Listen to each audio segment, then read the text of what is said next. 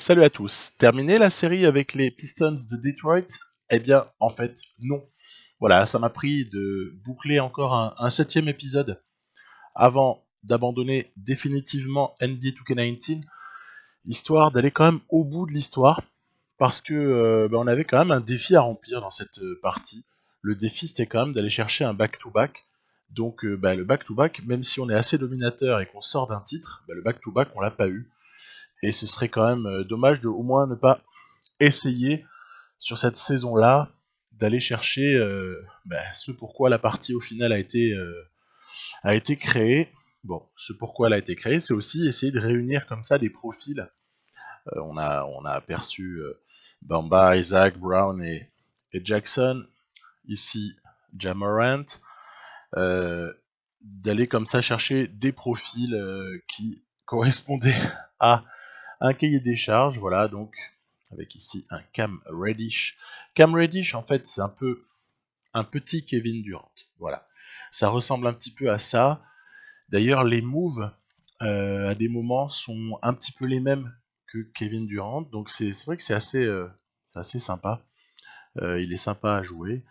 Et on avait déjà un petit peu bétonné les contrats de certains. Et Bamba serait normalement le prochain sur la liste de ceux qui doivent prolonger. Donc on se doute que ça peut être assez cher vu les progrès du bonhomme, vu sa saison également. Et la question aussi, si la partie continuait, ce serait évidemment le rajeunissement du banc. Parce qu'en fait, vous avez vu l'âge 33, 33, 32. Il y a peut-être comme ça quelque chose à réfléchir de ce côté-là. On a déjà Stan Johnson qui piaffe d'impatience pour rentrer dans la rotation. Je donne quelques minutes de temps en temps. On a aussi quelqu'un que j'ai repéré et qui, bien je dirais, sera ajouté là dans quelques minutes. Je vais vous montrer un petit peu l'idée. On était resté à 18 victoires pour 0 défaite, donc début de saison juste parfait pour ces Detroit Pistons.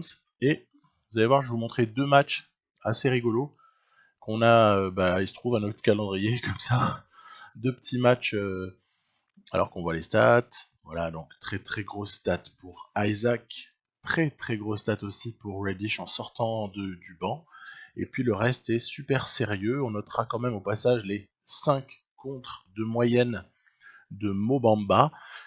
Je pense pas qu'en simulant ça dure bien longtemps, parce qu'en fait quand on joue comme ça beaucoup de matchs, on a tendance à gonfler certaines stats. Je pense notamment aux interceptions ainsi qu'aux contres, parce que au final c'est beaucoup plus facile de faire pas mal de contres quand vous jouez avec la manette plutôt que quand vous simulez où là les choses sont un petit peu plus nivelées et au final on pourrait se demander quasiment si les stats des joueurs ne sont pas basés uniquement sur leur c'est un peu ça en fait, sur leur overall et surtout aussi les petites notes qu'ils ont dans telle ou telle catégorie. Alors c'est quand même assez bien fait, le jeu est pas mal fait pour ça, parce que du coup ça permet de préserver bien souvent, j'ai pas dit toujours, un certain réalisme. Là vous voyez on a fort à faire face à une équipe des Atlanta Hawks, emmenée par évidemment le shooter fou Trae Young, mais aussi ce Bol à qui ils ont fait confiance, ainsi que Luka Samanic. Ils ont comme ça des joueurs qui sont plus qu'intéressants.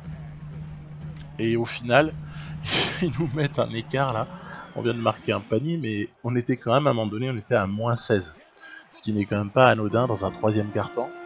Alors évidemment, le défi sur cette fin de match, c'est de revenir. Donc revenir qui passe par tout un tas de stops défensifs. Normalement, quand l'IA a beaucoup de réussite comme ça durant 3 quarts-temps, si vous faites le job, mais regardez, malgré Brown, il a Brown sur lui, Trae Young, et malgré tout, il a sorti un super panier. Je parle de, et là c'est Jarrett Culver, dans le jeu Culpepper. Pourquoi ? Parce qu'il y a toujours cette histoire de nom qui ne passe pas en fait, si on veut faire une modification. Donc il va falloir attendre 2K20 pour avoir le vrai Jarrett Culver. Après, d'autres drafts, d'autres databases en quelque sorte, le mettaient en Culver aussi, etc. J'ai vu d'autres variantes. Toutefois, on est là pas très très loin de la fin. On arrive à arracher ce stop dont on rêvait pour une égalisation presque improbable quelques minutes auparavant, surtout que dans la foulée on réalise l'interception qu'il fallait avec un petit alley-oop. Ça c'est pour le spectacle, parce que cette jeune équipe n'est pas seulement hyper athlétique, axée sur la défense avec comme ça d'énormes qualités, elle est aussi, même si attention, il y en a d'autres qui ont des qualités, hein, on pense à Samanic là, qui était, il était pas vilain hein, ce panier là, on va essayer de jouer le ballon de la gagne avec Brown. Ah là là là là, voilà, ça a failli. Donc il va falloir aller en prolongation. Donc, je vous disais, cette jeune équipe, outre le côté athlétique, le côté peut-être bon en défense, ses autres caractéristiques, c'est évidemment une relative présence au rebond, hein, ça va, c'est très correct, mais aussi parfois un certain manque d'efficacité en attaque, hein, parce que au final, les meilleurs attaquants de cette équipe-là, c'est qui? Est-ce qu'on peut sortir comme ça quelqu'un qui, NBA, peut mettre 20-25 points par match parce que quand Isaac a comme ça des stats monumentales, c'est parce que quelque part on joue un petit peu pour lui quand même à un certain niveau.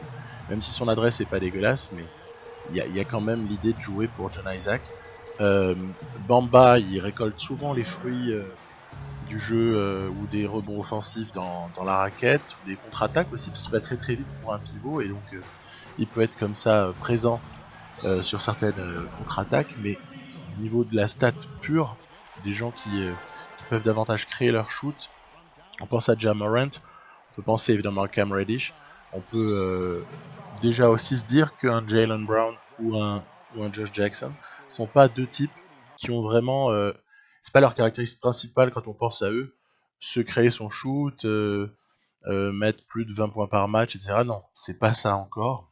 Peut-être ça peut le devenir un jour, mais on verra bien les évolutions de Brown aux Celtics et surtout de Josh Jackson du côté des Grizzlies, où honnêtement son association peut être pas mal avec bah tiens, justement, Ja Morant qui est ici présent, mais après aussi les fameux Jaren Jackson Jr., etc., avec même Valanciunas qui a re-signé à l'été. On se régale à l'avance de pouvoir éventuellement jouer avec cette équipe des Grizzlies dans pas très très longtemps.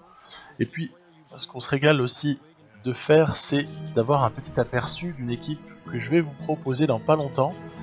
C'est les Minnesota Timberwolves, donc de Karl Anthony Towns et du fantomatique Andrew Wiggins. Bon, à voir. Il y aura aussi évidemment comme centre d'intérêt dans cette équipe-là, bah tiens, on parlait juste avant de Jarrett Culver, hein, puisqu'il a été leur choix du premier tour. C'était un lottery pick qui était même 6ème si je me souviens bien. Bref, on a l'impression que la draft c'était il y a des lustres. En fait, c'était seulement il y a 2 mois et demi quand même. Hein, oui. 2 mois et demi, c'est très très long en fait. C'est très très long dans le temps dans lequel on vit actuellement. Regardez là, c'est le airball. Enfin, c'est une brique. Mais j'avais tenté, il y avait la fin du chrono. J'avais tenté un truc sur la très très courte contre-attaque qu'on avait à opposer. Voilà, donc Karl Anthony Towns se régale. Ouais, je vous disais pourquoi les Wolves, c'est un peu le clin d'œil. C'est parce que bon, sur 2K20, il va y avoir un mode MyGM qui va être qui a été revisité en fait, qui a été repensé par les développeurs. Et ce mode MyGM New Look, bah en fait, vous doutez forcément, vu mes préférences, vous doutez bien qu'il m'intéresse au plus haut point. Je pense que c'est donc par là que je commencerai des vidéos, par le MyGM New Look, hein, si on veut. Attention à Karl Anthony Towns, ce serait quand même pas mal quand on mène de 6 points de pas se faire reprendre, parce que là c'est quand même pas très très sérieux. Saric puis Towns n'ont pas su, n'ont pas été défendus réellement, voilà, et puis comme ça, on se fait embarquer en prolongation. Donc oui, je parlais de cette équipe des Timberwolves, donc qui va être, voilà, sûrement la première équipe avec laquelle je vais faire quelque chose.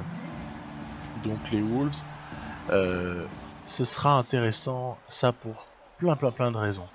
Déjà, il y a Karl Anthony Towns qui est quand même un potentiel, j'ai dit potentiel, hein, potentiel candidat MVP dans les années à venir, si il se met à peut-être défendre davantage, s'il est mieux entouré de sorte que son équipe aussi ait un bilan et joue peut-être pour aller en playoff de manière un peu plus régulière. Il y avait eu les playoffs l'année d'avant quand Jimmy Butler était là, mais au final cette équipe a dégringolé l'année dernière. Elle s'est un petit peu aussi, elle a souffert d'un début d'année assez calamiteux dans le vestiaire notamment. Alors maintenant l'histoire elle est terminée, alors que là il y a un oubli défensif, voilà, je ne sais pas quoi dire tellement c'était affreux. À toi, à moi, à toi, j'y vais. Bon bah tant pis, voilà, pas de nid ouvert. Heureusement que derrière il y a un super move de John Isaac, mais Karl Anthony Towns n'est pas en reste pour le jeu intérieur. Allez, c'est maintenant Jaylen Brown. Bingo, 3 points qu'il fallait rentrer celui-là, du coup il n'y a plus qu'une défense à assurer.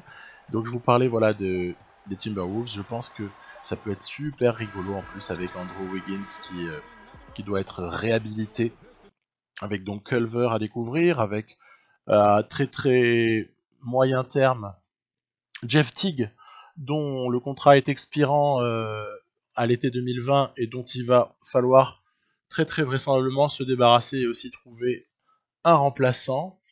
Il y a vraiment pas mal de choses à faire avec aussi ce Josh Okogie qui peut être de la bonne graine de défenseur extérieur. Donc Covington aussi est toujours là, ce qui fait qu'au final il a intérêt à se bouger les fesses, Andrew Wiggins, sinon il risque de lui arriver quelques petits problèmes.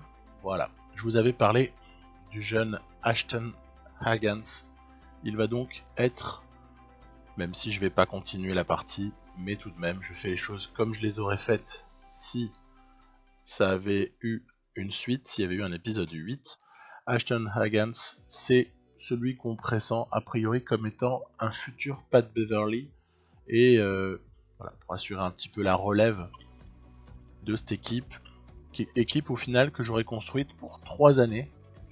Et ces 3 années, une fois on s'est fait taper par les futurs champions, les Sixers. Ensuite, on s'était fait on a été champion, hein, tout simplement, l'année qui avait suivi. Et enfin, cette année, qu'est-ce qu'on va faire au niveau des playoffs 2022? C'est tout ce qu'on verra à ce moment-là. Il y a un petit, je vais simuler, hein, d'accord, je vais jusqu'à la fin de la saison régulière avec les petites blessures, etc. On a toujours Miami, hein. On a toujours le contrôle du hit de Miami, dont je vous avais un petit peu parlé des frasques, notamment par l'intermédiaire de Pat Riley. J'avais un petit peu scénarisé l'histoire pour remonter ce Miami Heat, pour essayer de mettre une petite story autour de tout ça, avec aussi un bon comportement, hein, pour le Heat, puisqu'ils sont actuellement 2e derrière nous, derrière les Pistons. Ok, on continue, on va simuler encore une fois assez massivement. L'absence de Josh Jackson n'a pas été trop préjudiciable.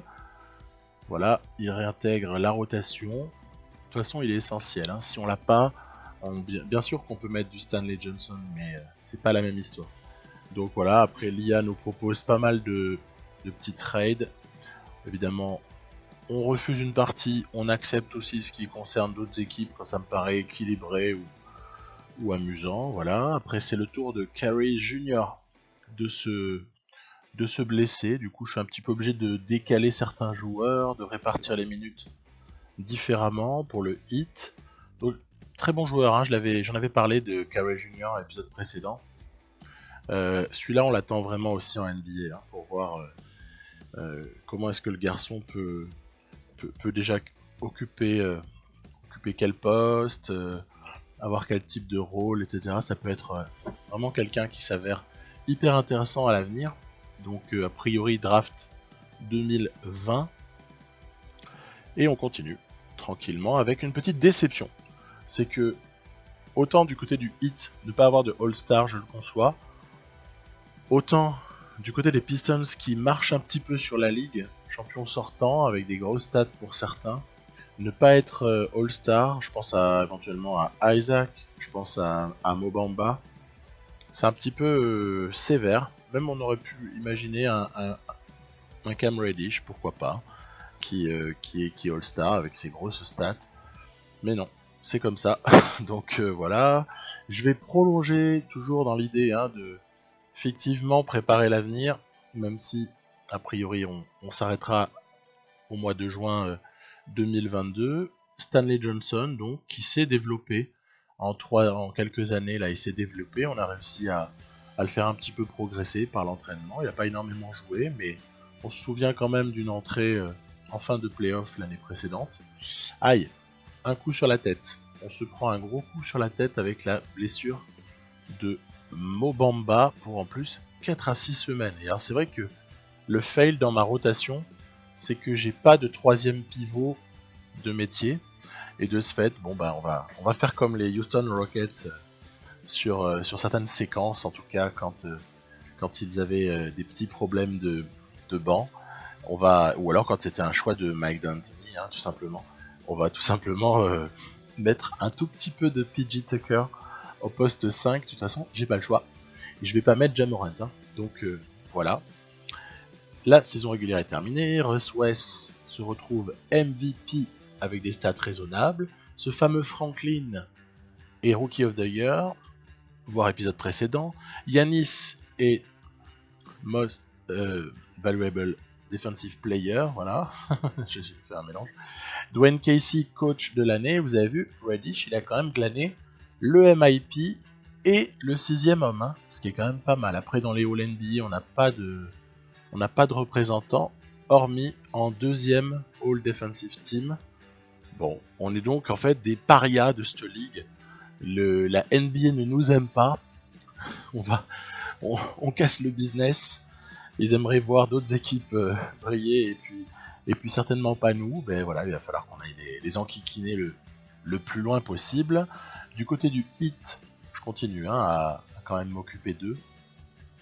Problème avec la blessure du pivot titulaire, Wiseman. Et pourtant, Miami a l'air d'être... Eh ben voilà, Miami est passé quand même assez serré contre Washington.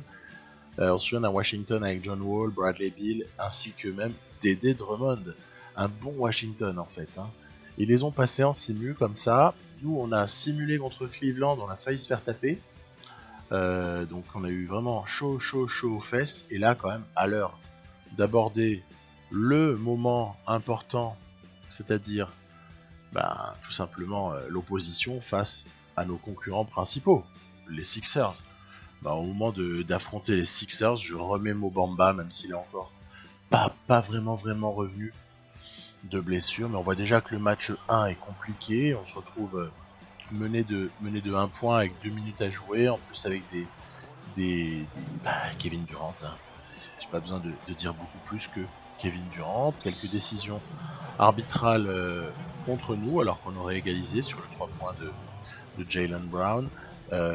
Bon, Kevin Durant qui encore une fois provoque cette fois-ci une exclusion, celle de Pat Beverly. Après il faut m'expliquer comment est-ce qu'on me fout Beverly et Ja Morant ensemble sur le parquet en 4e quart-temps alors que j'ai fixé les rotations à l'avance. Alors je sais que l'IA fait un peu ce qu'elle veut, elle est un peu fantaisiste dans ses simulations de rotation. Et puis il y a aussi le problème des joueurs, souvent des joueurs exclus. Là on a Alexander Walker, le futur joueur d'OKC, qui s'est bien régalé. Bref, on a compris. Match 1, un cauchemar. On perd pas mal. On perd de façon assez nette. Et puis c'est le 8 qui lui par contre réintègre Wiseman ou Bamba. Ça y est, l'issue est terminée. Évidemment, le calendrier est court pendant les playoffs comme ça. Match tous les 2 ou 3 jours. Ok, on est donc en demi-finale de conf avec toujours ce caillou dans la chaussure, c'est même un gros rocher. Les Sixers qui en plus prennent le match 2, donc on se retrouve quand même à 0-2 alors qu'on a reçu 2 fois. Ça fait mal. Tiens, encore un peu de malchance pour Wiseman, décidément c'est le fil rouge de l'épisode.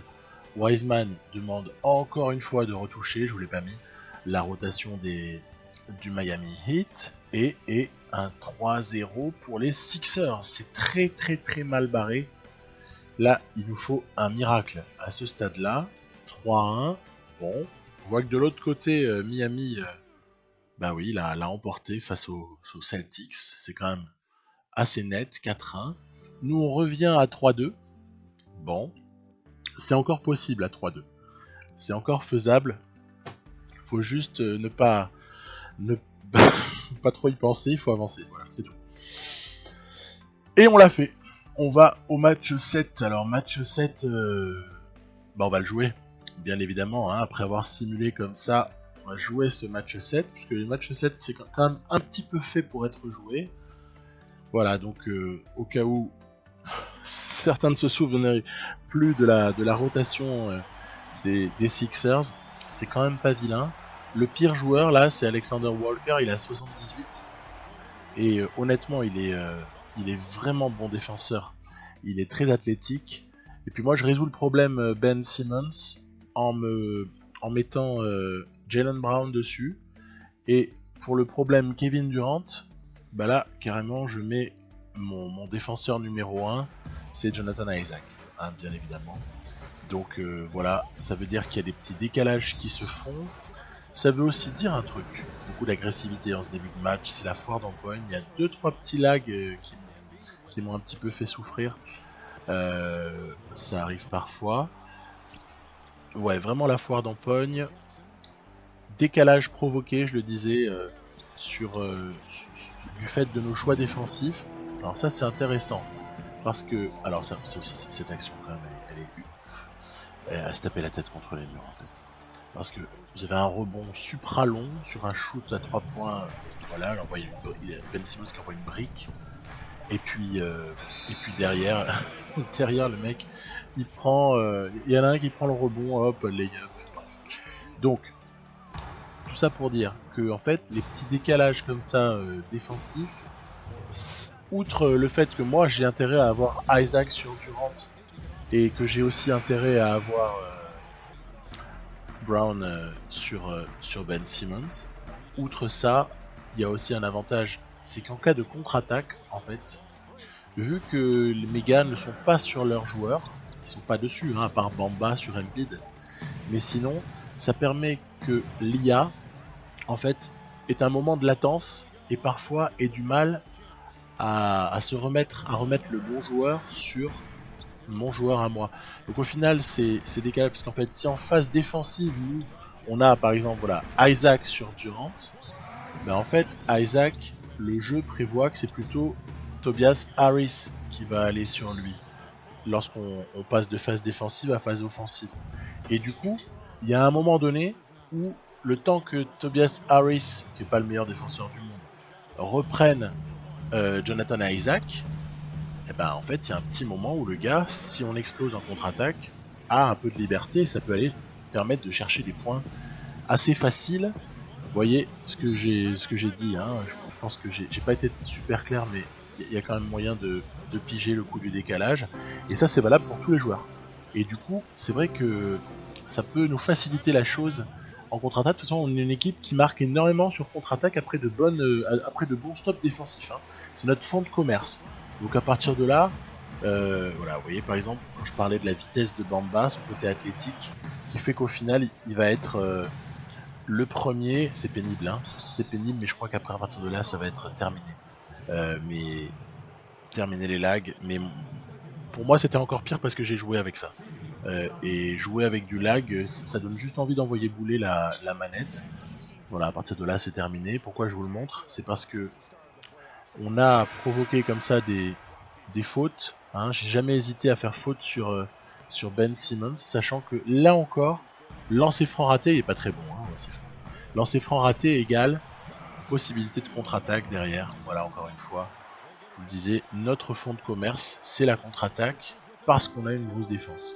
Et c'est la même chose pour une équipe qui va être très forte en défense, elle va avoir beaucoup d'opportunités en transition, c'est ça le basket. Et du coup, au final, qu'est-ce qui se passe? Qu'est-ce qu'on peut dire sur ce match? Ce choc total entre deux équipes, vraiment les deux meilleures, très vraisemblablement, hein, dans ce jeu, à ce stade de la partie, les deux meilleures équipes du jeu. Tout simplement que quand même, on est en quatrième quart-temps et ils n'ont mis que, on est à la moitié là du quatrième, ils n'ont mis que 31 points, jouant 4 x 5 minutes, et on est peu à peu en plus. Après, il y a un énorme Josh Jackson. Il fait plus ou moins le match, presque le match de sa saison. Hein. Il y a comme ça donc grosse défense ensuite de Isaac sur KD. Des points encore possibles en contre-attaque à l'image de Flying Jamorant qui vient comme ça poser un dunk juste ahurissant. Encore une fois la contestation des uns et le réalisme et l'opportunisme des autres pour plier ce match. Alors quand même être vigilant. Regardez par exemple, vous voyez, petit lancer franc raté, je prends temps mort, parce que Jaylen Brown il en peut plus. Il joue 30, je sais plus s'il joue 33 ou 36 minutes là dans ma config sur ce match-là. En tout cas, il joue bien plus que 30 minutes. Et ce qui est clair aussi, c'est qu'il joue tout le quatrième quart-temps.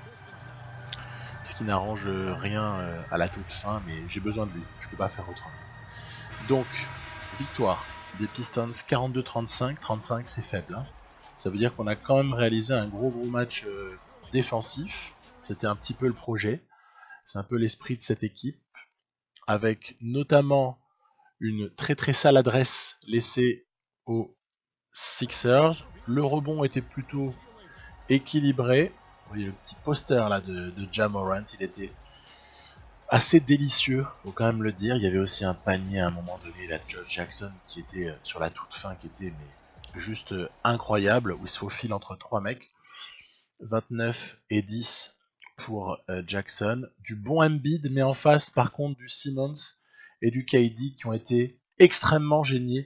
Tiens, c'est marrant, c'est les deux sur lesquels j'ai mis mes deux meilleurs défenseurs. Donc il y aurait peut-être un petit lien que ça m'étonnerait qu'à moitié. On a fait le boulot. Après, évidemment, on retrouve nos rivaux du Miami Heat en finale de conférence. Alors, rivaux ou un peu tendres pour ces Pistons-là? C'est ce qu'on va voir. Donc, pour l'instant, ça tournerait même en faveur du Heat. Hein, donc, attention. Hein. Peut-être pas si mauvais que ça, le Miami Heat, là, qu'on avait un petit peu reboosté en début de saison. Égalisation à 2-2 pour les Pistons. Blessure de Millsap. Ça fait mal pour Miami, ça. Ça fait très très mal la blessure de Millsap. Parce qu'ils n'ont déjà pas Wiseman. Vous leur enlevez deux types qui ont respectivement 33 et 18 minutes pour Millsap de la rotation. Il faudrait inventer 51 minutes partagées entre d'autres joueurs. C'est pour ça qu'un Gabriel ou même Goran Dragic par décalage hérite de minutes. C'est obligatoire. Simulation du match 5 qui est remporté assez aisément par les Pistons. Retour de Wiseman. Tiens, allez, ça fait plaisir pour Miami.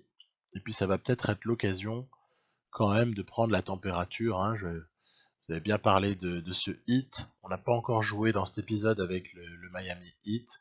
Ce serait peut-être intéressant et ce serait le moment en fait de tester ce Heat face à la référence absolue, face aux Pistons. Ok, référence absolue puisque ça fait 2 fois maintenant qu'on tape les Sixers sur notre chemin de playoff. Allez, Shai Gilgeous-Alexander dans ses œuvres avec un superbe 2+1, voilà. Après, c'est pas... Sur le poste de meneur, je dirais que c'est vraiment équilibré.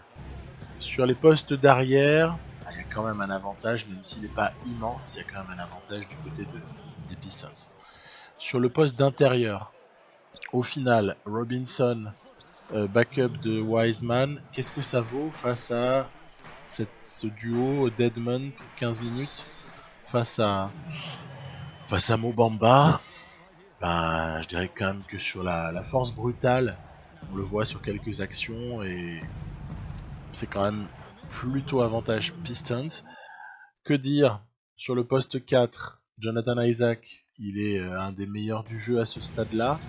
Donc honnêtement, c'est délicat et ça va commencer à se voir en cours de troisième quart-temps. On avait réussi avec le Heat à faire un petit peu illusion dans une partie du match. Vous avez le le fils naturel de Kevin Durant, là, Cam Reddish, dans cette partie, qui vraiment fait très très mal sur ce quart, avec aussi un gros Ja Morant. Et bon bah, faire un petit peu plaisir sur 2-3 actions à la fin là, mais très honnêtement, on n'a pas existé dans ce match. Est-ce que c'est vraiment surprenant, et beau ce alley-oop aussi pour Mo Bamba, est-ce que c'est surprenant de se faire un petit peu donner la fessée quand il nous manque un joueur en plus? Non mais en face c'est beaucoup trop fort en fait. Il n'y a rien qu'à voir leur adresse, là ils sont au-dessus des 55% au global et même à 3 points. Donc rien à dire, c'était du bon Pistons contre du Heat qui a fait ce qu'il a pu. Moralité, on ne sait pas ce qui va advenir de la finale NBA, mais par contre, le Heat, il a encore du boulot. Si il voulait, dans une hypothétique année 2023, aller chercher le titre de l'Est face aux Pistons, bah, il faudrait encore améliorer cette équipe. Très clairement, ça suffit pas encore. Voilà, c'est pas encore assez. Allez, finale NBA contre le Thunder. Le Thunder, au final, qui ressemble plus du tout à ce qu'il est devenu au cours de l'été. Puisque là, c'est un Thunder vraiment autour de Russ West, même avec Schroeder en 6e homme, avec Paul George, avec les Diallo, les Terrence Ferguson, avec Adams. Donc certains là que je viens de citer, les derniers sont encore là, mais on a bien vu ce qui s'est passé autour de Paul George et de Russell Westbrook. Donc voilà, un Thunder qu'on ne verra plus jamais dans Touquet, qui est notre adversaire. On mène 3-1 en finale NBA, puis j'ai décidé de rentrer pour la toute fin de ce match 5 en espérant que ce soit la toute fin de ces finales tout court. Voilà. Et donc petit travail ici, parce que c'est très serré, hein. C'est pas évident du tout. Au final, j'ai un peu déconné sur 2-3 actions. On va remettre un petit peu les choses en place là au niveau de la défense. Voilà, en mettant de bons défenseurs sur Westbrook et PG, pour obliger comme ça du coup un Terence Ferguson à prendre un shoot complètement casse-croûte. Allez, bam, c'est pas mal, on est à plus 3, il n'y a plus qu'à défendre une possession. C'est Jeremy Grant qui prend ce shoot, et Jeremy Grant, le nouveau joueur des Denver Nuggets, hein, qui l'ont acquis pour environ un malabar plus 20 centimes. Ils ont pris Jeremy Grant, donc quand même bonne pioche pour les Nuggets. Et nous, on est champion NBA pour la 2e année consécutive, champion 2022. Cette génération donc a réussi son pari. On a notre back-to-back avec comme ça pas mal de satisfaction. Au final, cette partie était vraiment rigolote à jouer. C'est Ja Morant qui va être MVP des finales. Donc cette partie était vraiment rigolote à jouer. J'ai hâte de pouvoir, dans une future partie, reprendre mon petit Bamba et mon petit Isaac là, parce que c'est vraiment juste jouissif de les avoir. J'adore. Et donc je vous dis à très très bientôt pour NBA 2K20. Je devrais avoir le jeu vendredi. Et après j'essaierai de vous proposer quelque chose dès que j'aurai un petit peu de contenu satisfaisant à vous envoyer. Je vous dis à très très bientôt. Bye bye pour de nouvelles aventures.